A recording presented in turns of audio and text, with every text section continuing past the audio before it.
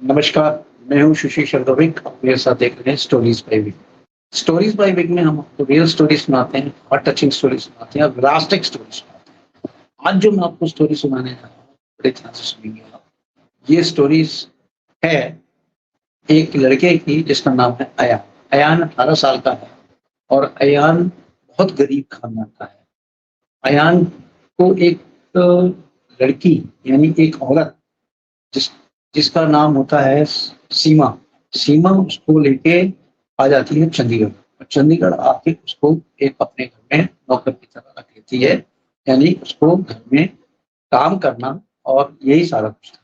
काम करना, पोछा करना और पढ़ाई करना यही अयान के किस्मत में था। अयान ये सारी चीज़ें करता है। अयान को करीब 3 महीने हुए होते हैं इस काम को करते हुए।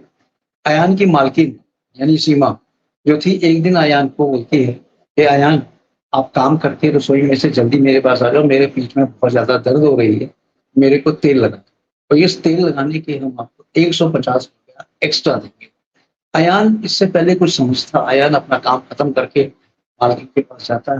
मालकिन को पीठ में तेल लगा देते हैं। ₹150 उसको मिल जाते हैं, कभी-कभी उसको 200 भी मिल जाते थे, कभी 400 भी मिल जाते थे। ये सिलसिला 3 महीना 4 महीने तक चलता रहा।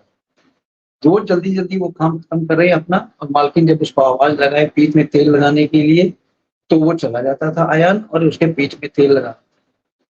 इस तरह से जब 4 महीने बीत गए, अयान को कुछ समझ में नहीं आ रहा था कि मालकिन क्यों उसको रोज़ बुलाती है रात को और तेल लगवाती है और फिर तेल लगाने के बाद वो आराम से सो जाती है। अयान हालाँकि बच्चा नहीं था, 18 साल का नौजवान था। एक नौजवान एक स्त्री के पास इस तरह जाता है, तो उसको कुछ खौफ से लगता है कि भाई कहीं गलत हम तो नहीं फँस रहे। लेकिन सीमा एक जो औरत थी ये सीमा, ना तो इनके हस्बैंड थे, इनके हस्बैंड की डेथ हो चुकी थी, ना ही इसके पास कोई संतान थी। सीमा करोड़पति थी क्योंकि इसके जो हस्बैंड थे बहुत बड़ा काम करते थे, बिज़नेसमैन थे और इन्होंने बहुत बड़ा अपना घर की प्रॉपर्टी भी यहाँ बना ली थी प्लस गाँव में इन्होंने सीमा ने भी अपनी प्रॉपर्टी बना ली थी और इस समय सीमा रहती थी चंडीगढ़। चंडीगढ़ 23 सेक्टर की एक कहानी है। अब चंडीगढ़ में रहते-रहते बहुत बड़ा काम होने लगा इसका सीमा का। सीमा जब भी मार्केट जाती, मार्केट से आती, दौड़ी-दौड़ी आती, काम खत्म करने के बाद उसको बोलती, "भाई आ जाओ, मेरे पीठ में दर्द हो रही है।" अयान इसके पास जाता था और मालिश कर देता था। ₹150 ₹200 पर डे इसको एक्स्ट्रा देती थी। जो इसको सैलरी मिलती थी, वो पगार मंथली मिलती थी, वो अलग थी और ये जो पगार थी, वो उसकी एक्स्ट्रा थी, यानी खर्च। एक दिन की बात है, जब सीमा ने इसको बुलाया रात को, "भई आओ हमारे पास, हमारे पीठ में बहुत ज़्यादा दर्द हो रही है, जल्दी से काम खत्म करो आओ।" अयान को समझ देने लगी, लेकिन फटाफट अयान ने अपना काम खत्म किया और सीमा के पास चली, सीमा के पास गया और उसकी पीठ में मलने लगा तेल। जैसे ही सीमा के पास तेल मल रहा था पीठ पे, सीमा ने इसको बोला कि अयान लाइट बंद कर दो, आज मेरा जी बहुत ही दूसरी तरह का हो रहा है, आप फ़ौरन लाइट बंद करो क्योंकि लाइट मुझे आँखों में चुभ रही है। अयान को ये समझते देर नहीं लगी कि भई ये क्यों कह रही है लाइट बंद करने के लिए सीमा। उसको थोड़ी-सी एक गलतफ़हमी हुई, उसके दिमाग में कई तरह की चीज़ें कौंधने लगी, घूमने लगी कि क्या ये मैं सही रास्ते पे जा रहा हूँ या क्या मालकिन के क्या दिमाग में चल रहा है? कहीं ऐसा तो नहीं है मालकिन मुझसे कोई गलत काम करवाने जा रही है? उसके दिमाग में कई चीज़ें आने लगी क्योंकि वो 18 साल का नौजवान था, अब अयान के दिमाग में ये सारी चीज़ें आने लगी, इधर मालकिन को राहत मिलने के जैसे ही वो लगने लगी, अयान अपनी पुरानी ज़िंदगी सोच ही रहा था कि अयान जब अपने माता-पिता के साथ रहता था गाँव में, तो इसके माता-पिता बहुत ही गरीब थे। अयान को पढ़ा नहीं पा रहे थे। अयान बहुत ही पढ़ने में इच्छुक था, लेकिन पढ़ाई नहीं कर पा रहे क्योंकि माता-पिता के पास इतने पैसे नहीं थे कि इसको पढ़ा सकें। अयान एक दिन सड़क पे घूम रहा था। अयान सड़क पे घूमता-घूमता उधर से एक कार आई, इसके पास रुकी और बोली कि, "अरे भई, तुम सड़क पे घूम रहे हो, तुम पढ़ने-वढ़ने नहीं जाते हो?" अयान ने बोला कि, "आप कौन हैं?" कहती है कि, "भई, मैं तुमसे जो पूछ रही हूँ वो बोलो, मैं बड़ी हूँ तुमसे।" 32 साल की थी सीमा। सीमा ने बोला, "जो मैं तुमसे पूछ रही हूँ वो।" सीमा ने बताया कि, "हाँ, मेरा माता-पिता बहुत गरीब हैं, मैं पढ़ना चाहता हूँ लेकिन मेरी पढ़ाई नहीं हो पा रही है क्योंकि मेरे माता-पिता बहुत गरीब हैं।"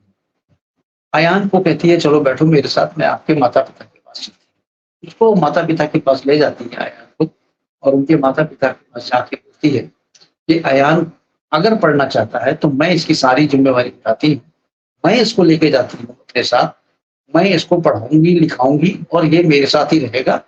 आपको अगर ऐतराज ना हो तो मैं इस लड़के को ले जाता हूँ। अयान के माता पिता बिल्कुल राजी नहीं हुए। उन्होंने कहा नहीं, मैं इसको बिल्कुल नहीं जाने दूंगा क्योंकि मेरा एक ही एक। अयान के माता पिता को सीमा ने बोला कि अगर आप जाने नहीं देंगे तो इसकी पढ़ाई करवाइए, इसको पढ़ाइए। अगर आप पढ़ा भी नहीं सकते हैं और इसको जाने भी नहीं देते तो आप अपना घर का खर्चा भी नहीं, क्यों जिंदगी बर्बाद कर। ये 18 साल का है, कुछ दिनों में बड़ा हो जाएगा, काम भी करेगा अपना। सीमा के इतने कुछ कहने के बाद सीमा ने उनको बोला कि मैं इसको अपने घर ले जाती हूँ, अपने पास रखूंगी, अपने घर में काम करवाऊंगी, इसका एडमिशन भी करवा दूंगी। एडमिशन करवाने के बाद इसकी जो भी पढ़ाई लिखाई का खर्चा होगा वो मैं दूंगी, प्लस इसके ऊपर जो भी इसकी पगार बनेगी मंथली वो मैं आपको ट्रांसफर दे दूंगी यहाँ पे, ताकि आपकी भी जीवन चलता रहे और इस ये लड़का जो है अपना पढ़ाई लिखाई करे। सीमा ने अपना पर्स खोला और पर्स खोल के टेबल पे खूब सारे पैसे रख दिए। जैसे ही टेबल पे खूब सारे पैसे रखे, उधर माता पिता की आंखों में एक रोशनी सी आ गई।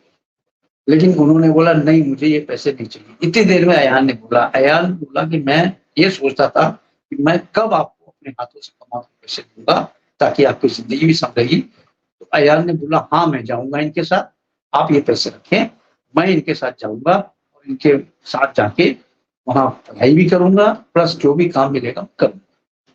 अयान का इतना कहना था, माता पिता भी राजी हो गए, सीमा भी राजी हो गई। सीमा को लेके ये वापस अयान को लेके अपने यहाँ आ जाती है चंडीगढ़। चंडीगढ़ में आके इसको समझाती है कि भाई देख, तेरे साथ क्या करना है, तेरे को रसोई में काम करना है, झाड़ू पोंछा, यानी हर वो काम करना है जो घर का काम होता है, प्लस आपको पढ़ाई करनी है। हम आपको शाम को 6 बजे के पहले खाना बना लेना है, यानी 6 बजे पढ़ाई करनी है, सुबह 10 बजे से पहले काम खत्म करना है ताकि आपको स्कूल जाना है। और ये सारी कुछ इंस्ट्रक्शन देने के बाद सीमा ने बताया कि हम आपका एडमिशन करवा देंगे। इधर रोज अयान सीमा से बोलता मेरा एडमिशन कब करवाएंगे, बोलती कल करवा देती हूँ, परसों करवा देती हूँ। इस तरह करते करते एक दिन सीमा ने कहा कि कल मैं आपका एडमिशन करवा देती हूँ, कल आपका नामांकन हो जाएगा स्कूल में, अब परसों से स्कूल जाना। सीमा स्कूल में जाती है, इसका एक अच्छे स्कूल में एडमिशन करवा देती है। सीमा जैसे ही इसका एडमिशन करवा देती है, घर आके बताती है कि यार तुम्हारा एडमिशन हो गया है, तुम अब 10 बजे से पहले पहले काम खत्म करना ताकि स्कूल जाना है, शाम को 6 बजे से पहले पहले काम खत्म करना ताकि आपको ट्यूशन भी जाना है। आप दोनों तरफ से जाओगे, आओगे, पढ़ोगे, सारा खर्चा। अयान को बात समझते देर नहीं लगी कि मेरी अब किस्मत पलट गई। अयान ने सोचा कि चलो ठीक है, ये भी काम करूंगी और मालकिन जो कहेगी सारा मैं मालकिन को खुश रखूंगा। वहां से अयान के माता पिता को जब पैसे रेगुलर मिलने लगे, करीब 4-5 महीने तक रेगुलर पैसे मिलते रहे, तो अयान के माता पिता ने अयान को फोन पे बोला कि आप किसी भी तरह से मालकिन को कोई चीज में कमी नहीं रखना, मालकिन जो काम है ना करना, मालकिन कोई भी काम है ना ही करना, ना मत करना। क्योंकि अगर मालकिन ने ना, आपने ना कर दिया और मालकिन ने आपको निकाल दिया काम से, तो हमारे लिए फिर प्रॉब्लम हो जाएगी। अयान ने कहा नहीं पिताजी, ऐसी कोई बात नहीं होगी, मैं बिल्कुल मालकिन के साथ ही हूँ, मालकिन जो भी काम है करने के है। इस तरह से दिन बीतते गए। एक दिन अयान को मालकिन ने बोला कि आप आओ, मेरे पीठ में बहुत ज्यादा दर्द हो रही है, आज मेरे को वापस तेल लगा। अयान जैसे ही तेल लगाने यहाँ आता है तो धीरे धीरे तेल लगाते लगाते कई ख्याल चीज सोच रहा था। सोचते सोचते वो बोलता है कि मालकिन सीमा को कि आज मेरा भी दिल बड़ा कुतुल रहा है, मेरे दिल में भी बड़ा उथल पुथल हो रहा है। मुझे भी नहीं समझ में आ रहा है कि मैं आपको रोज तेल लगाता हूँ लेकिन आपकी दर्द नहीं जा रही है, ऐसी क्या दर्द है आपको नहीं जाती। सीमा ने बोला कि आप लाइट बंद करो, मैं आपको बताती हूँ कि कहाँ दर्द हो रहा है, क्यों नहीं दर्द जा रहा।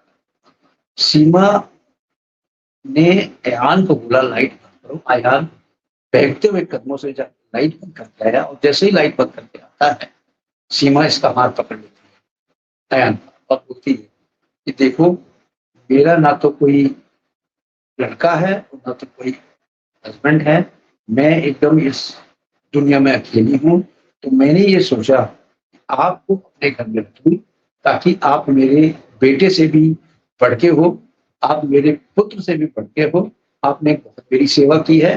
तो मैंने ये सोचा कि जो यहाँ के जायदाद है और जो मेरी पुश्तैनी जायदाद है गाँव की, वो सारे मैं आपके नाम कर दूँगी।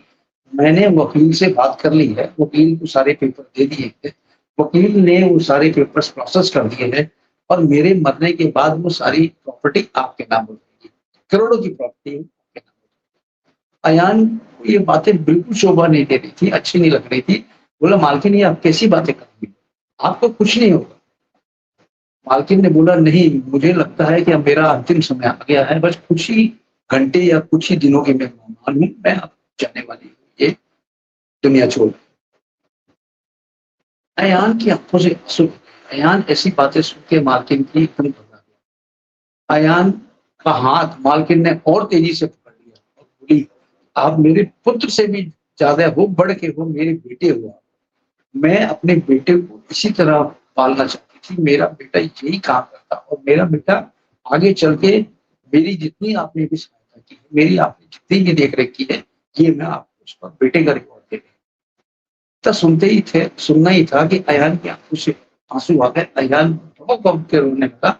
अयान मालकिन के पैर यानी सीमा के पैरों में गिर के सीमा बहुत ही भावुक हो गई थी और कुछ ही देर में सीमा ने डाला। जब सीमा की तरफ से कोई रिएक्शन नहीं आ रहा था, ये मालकिन मालकिन कह के उसको उठा रहा था, मालकिन नहीं उठ रही थी। उसने फटाफट लाइट जलाई, लाइट जला के देखता है सीमा एकदम निडाल पड़ी हुई है। सीमा को कुछ होश नहीं है। मेरे ख्याल से अयान ने सोचा सीमा शायद बेहोश हो गई है क्या। सीमा को फटाफट हॉस्पिटल में फोन किया।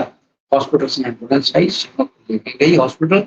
हॉस्पिटल जाते ही सीमा को डिक्लेयर कर दिया गया सीसीएफ, कार्डियक कंडीशन फेलियर, और सीने की वजह से डेथ। यानी सीमा अब इस दुनिया में नहीं है। दूसरे दिन उसका पोस्टमार्टम भी हुआ, सब कुछ हुआ। उसके बाद जो भी रस्म रिवाज था वो किया गया। सीमा अयान का जो वकील था वो दूसरे दिन अयान के घर आता है और बोलता है कि अयान आप ही है, आपके नाम ये सारी प्रॉपर्टी है और ये गांव के पेपर्स भी आपके नाम है। अब ये आप इसके वारिस हो गए हैं, ये सारे पेपर्स पकड़िए, ये सारे पकड़िए, मुझे ये सारे जाने की इजाजत दीजिए। अयान को समझते देर नहीं लगी कि जो भी कह रही थी काम, यानी कि सीमा, वो सत्य था। और सीमा इस समय दुनिया से जा चुकी थी, लेकिन सीमा ने अपना बहुत बड़ा कर्जा, यानी कह लीजिए कि बहुत बड़ा चीज, यानी सब कुछ अपना कारोबार, पैसा, जायदाद करोड़ों का देके इसको चली गई। यानी आप देखिए, गांव से अयान ने माता पिता को भी अपने शहर बुला लिया और शहर बुला के चंडीगढ़ में आज भी ये रहते हैं और फर्स्ट क्लास में रहती है। अब देखिए, अगर इंसान काम मन से करे और मन लगा के काम करे, उसमें कोई खुदाई न करे, तो किस्मत पलटते देर नहीं लगती। किस्मत इंसान की उस समय पलटती है जब इंसान कर्मठ हो, किसी चीज को मना ना करे और हर काम को लगन से करे। तो यहाँ अयान हर काम लगन से कर रहा था। अयान की किस्मत पलटते देर नहीं लगी, किस्मत उसकी पलट गई। आज वो करोड़ों का मालिक है और आज वो अपनी जिंदगी बिता रहा है। तो जय हिंद, जय भारत। इस कहानी का मेरा मकसद यही था, आप लोग को सुनाना, आप लोग भी समझें दुनिया किस तरह की है और दुनिया में अच्छे लोग भी। जय हिंद, जय भारत।